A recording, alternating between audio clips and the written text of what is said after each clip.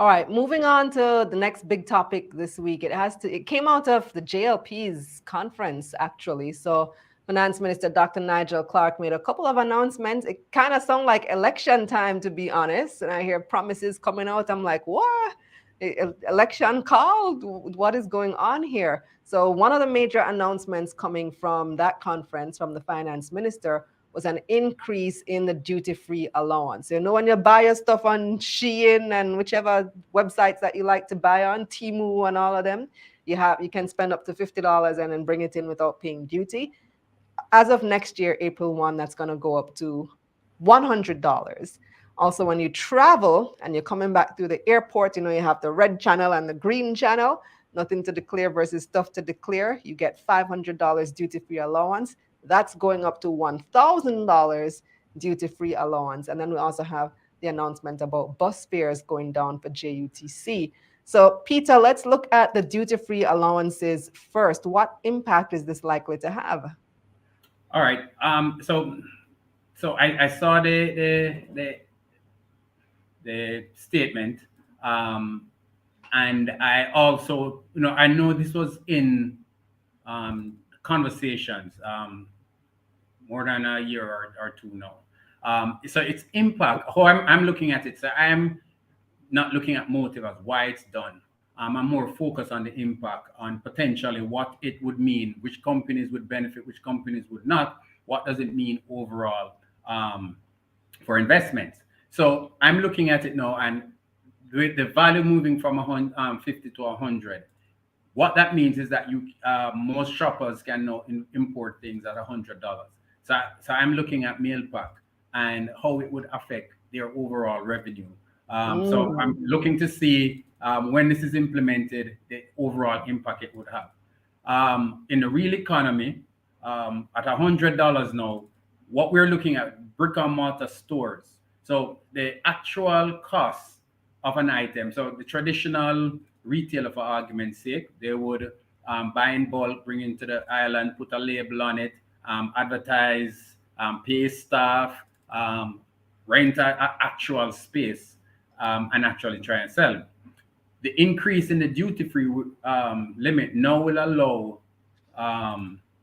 retail investors, regular investors, to import things at $100. So no longer would they need to actually go to a store to buy $100 item anymore. So I'm looking to see how that would play out, and I'm sure the technocrats would be looking at it, at the pros and the cons associated with making such a move, because it does reduce the overall bureaucracy in importing stuff. Because rather than be checking every item or every assessing every package for duty, it will reduce the amount of work required. So that trade-off, leave it to the technocrats to weigh in on that.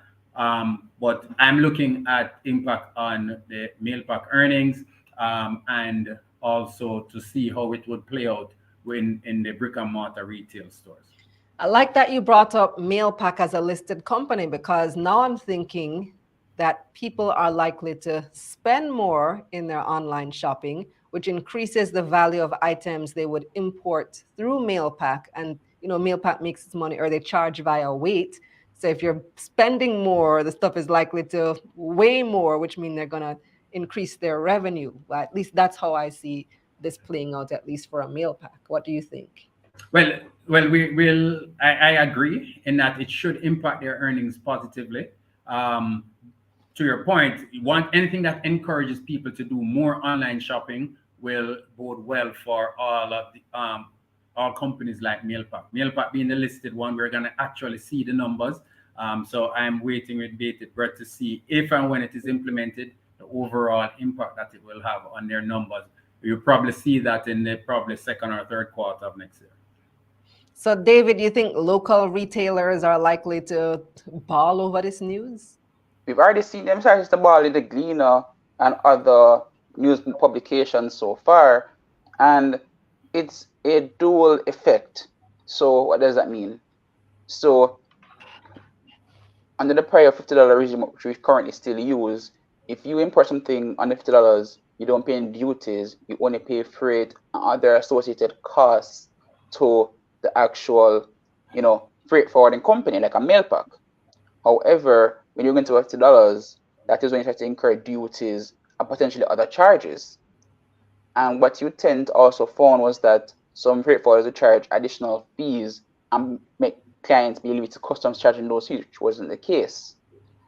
On the retailer side, some businesses, let us say, doing clothes or other, products that, persons would probably import but not choose to import because of the time it takes to reach Jamaica, they're potentially going to say, hey, why am I going to go to this clothing store when I can actually just buy it online and not have to worry about the cost, not just, towards bringing it in, but also the potential additional duties that come with it. So, for example, as it currently stands, if your order, for example, reaches $50, you're going to just stop and just do a second order for the remaining goods so that you're not attracting any duty. Because what some persons tend to have experienced is if you spend, let us say, $10,000 for the product, well, depending on that $10,000 in just fees to carry that item in. This will always vary depending on what you're actually importing to the country. But what that also caused was, instead of me actually doing one order and just bringing everything in at once, I'm probably doing 2 or 3 orders just to stay under the actual duty-free limit. And what that caused as well is that instead of me just spending one particular sum on one transaction, I'm paying only one shipping cost. I'm paying multiple shipping costs, multiple other fees just to bring this product in. So on one hand, you're going to see, for example, on the mail pack and the freight forwarder side, you're potentially going to see more volumes coming in. Keyword potentially. Because if I was doing 3 orders in the past and I'm only doing 1 now, depending on how would the freight forwarder charges their fees, they might earn less in turn, depending on the nature of that customer. And I said they might. Because think about it, Kalila. If I was doing 3 different boxes, for example, under $50, sorry, let's just say I did 2 boxes under $50 because of the duty that's where they come in. When I can instead just, do 1 order, and even if the weight is similar, I'm not paying as much per se on, let us say, shipping within the USA or wherever it's coming from, along with other twisted fees. So there's multiple layers to this entire dynamic. On the retailer side, for some retailers, it actually means that when they're, for example, going to the airport, because what some retailers actually do is that they actually fly to Miami or Florida, get their suitcase and pack it up and carry back to customs. So instead of them probably carrying back just one suitcase, but might carry 2 or 3 now. And that might actually bring some savings to some retailers, which are actually built an appropriate niche with their clients. So there are multiple ways to look at it, and also looking at the fact that this might result in increased FX usage, because whereas I might just wait until somebody carries it into the country, for example, a friend, I can instead just import it myself and probably spend more US dollars than I would have had it just been at $50. So there are multiple pros and cons to the whole development of increasing it or decreasing the de minimis, which is the term that is used to describe this mark that has been increased. However, on the other hand, it was a ridiculous situation that anything after that just carried some extreme fees. While the government, would have introduced some productive input tax reliefs for the creative sector and other businesses, it still technically created such an inhibitive space for some business to import goods just because of the cost that will be associated to bring it in. And that is why, even though that took like a notice increase in the de minimis, I'm looking very carefully at the other associated measures that are supposed to come with this increase. Because according to Dr. Clark, this is supposed to result in a reduction of about $1 billion to $1.5 billion in revenue for customs. Coming back to Peter, we were talking about the impact of the doubling in our duty-free allowances, and I'm wondering what the impact is going to be on government revenues. How is this going to affect a government spending plan, the money that it plans to collect, and how might they, I don't know if they gave any indication, fill that hole? So, all right. So whenever these announcements are made, one of the assumptions I always like to make is that you have technocrats looking at the numbers to see whether or not can the government afford it. So what David pointed out does have some merit in the sense that the final impact will be based on consumer reaction. So we know they're going to give up some amount of revenue, anywhere could be $1 billion. So we know they're going to give up some amount of revenue in this transaction. However, how do they fill that gap is important. And $1 billion, believe it or not, is not a big deal in a budget that is in trillions. So the overall gain that they may get in terms of efficiencies may outweigh the amount of money that they're giving up on the revenue side. So as I said, the announcement is new. There's a lot of moving parts that we have to look into. Which companies will benefit, how it impact the overall economy is to be seen. At the end of the day, however, I do believe that the regular consumer will benefit from the move. There will be some efficiency gain, i.e., you're not trying to assess these $50 packages. So I don't see it as a major impact on the budget of the government at this time. Okay, so to David's earlier point, let me see if I can find back the comment. Do you think mail pack? No, all right. This is not the comment I wanted to, but this is a good one as well. Sean says, do you think mail pack can grow in such a competitive marketplace? I see so many shipping companies popping up even in people's backyards. No, the reality is this is a low barrier to entry business. There is literally nothing stopping you from opening up a freight forwarding business from Florida at all. We don't have what you describe as a regulated space for freight forwarders. But from them interacting with customs and making sure that they carry out their respective, duties with customs, there's no regulation. And that's where you've seen Mailpack, focus on diversifying into different business segments. So, Pack Your Barrel, Soup, and other businesses segments within Jamaica to just give themselves a better push. So, for example, remember back in 2020 when, we had the St. Catherine lockdown, and Derman mentioned that their barrel option, so they inundated with significant volumes of orders of persons just ordering packed barrels of goods such as food and other essential items for their relatives here in Jamaica. Mailpack was pointing out, hey, you can actually order through our platform with Pack Your Barrel and have it sent out to Jamaica with the desired item that you want instead. So they're tackling established, principles that are in Jamaican culture, but it's not necessarily a business segment that anybody has really taken on in that particular angle.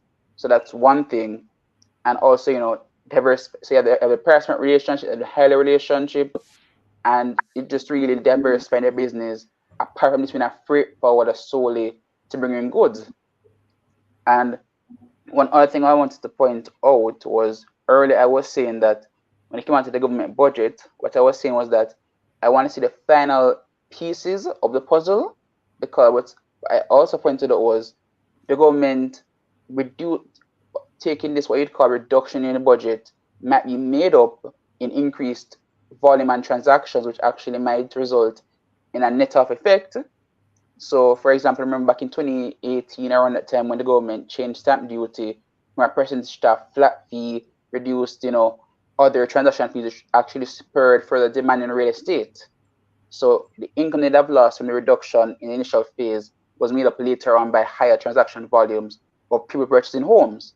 So a similar situation might happen in context with this reduction in duty, and the government just might incrementally raise the duties the duty costs associated with bringing goods into the country as a measure to also bring in additional income from this higher duty minimum or duty amount right now.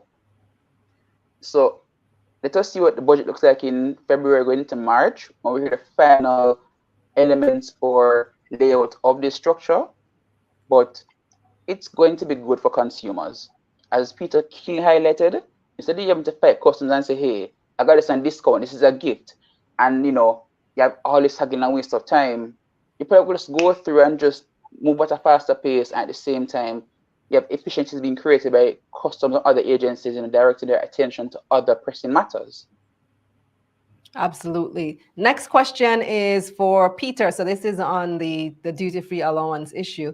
Earl says it's good that inflation is on the right track. Interest rates now need to move down ASAP. Do you agree with that, Peter? All right. So let us all start off by agreeing that inflation is a bad word. It's a bad thing. You want price stability. So interest rates go up when the Bank of Jamaica, in its fight against inflation, and I use Bank of Jamaica broadly, all central banks across the globe, once inflation increases, they have been on a path to actually reduce inflation by using high interest rate as one of their tools. So we have seen the interest inflation come within the 4 to 6 range. Again, I know there are people sitting down right now crunching the numbers at technocrats at the Bank of Jamaica working to see when is it time to actually reduce interest rates. From my personal view, looking at the numbers, once we believe the central bank's stance that okay, we are going to do whatever it takes to bring inflation within the 4 to 6. We have seen they have used interest rate policy as a measure to actually get it down. There are some headwinds still, out there. So the recent floods, the impact of the recent floods on food prices and inflation over time, we need to see that. So I'm saying it may be too early to call. If we see a continued trend, um, I would be on that train waving that flag. It's time to bring interest rates down. And and the reason why I am saying okay, cautious is because at the end of the day, you do not want a situation in which inflation is rampant. It destroys productivity. Businesses can't plan. So I'm on the team that says we need stable inflation and within the BOJ's target rate of 4 to 6. However, there is such a thing as in it being too long. So I'm waiting to see the impact of the recent floods, the December food hike, agricultural impact, and then I'm looking at this call. If we continue to see this trend of lower inflation within the 4 to 6, I'll be on the train calling for lower, definitely. Okay, fair Interest rate. enough. We do tend to see a lag between the time that inflation, the numbers are out, and the BOJ reacts in terms of their interest rates, and also a lag in what the banking institutions do.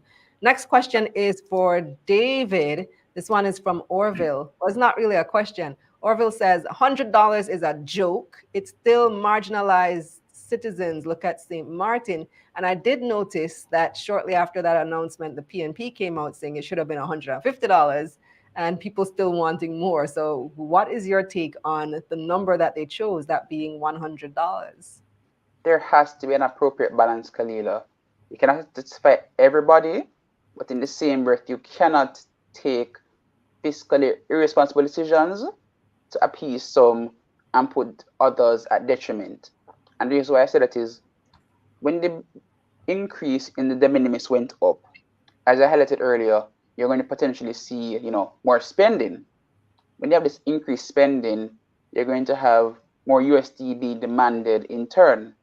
No, the measures have been stable in recent times, but if there's a significant influx of real demand, it can potentially result in higher FX rate in the absence of, the BOJ's intervention to be fixed it.